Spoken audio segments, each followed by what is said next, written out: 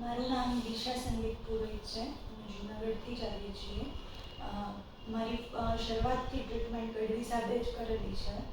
મેં first time normal checkup માટે આવેલા હતા અને ગઢવી સાહેબને આપણે બતાવેલું.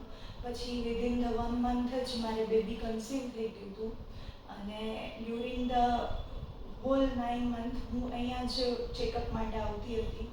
સ્ટાફનું બિહેવિયર ને બધું ખૂબ જ સરસ હતું અને દવા પણ બધી બહુ વ્યવસ્થિત હતી. એવરી ટાઈમ કોઈ ઇશ્યુ આવે તો ફોન પર પણ અમને રિપ્લાય મળતા હતા.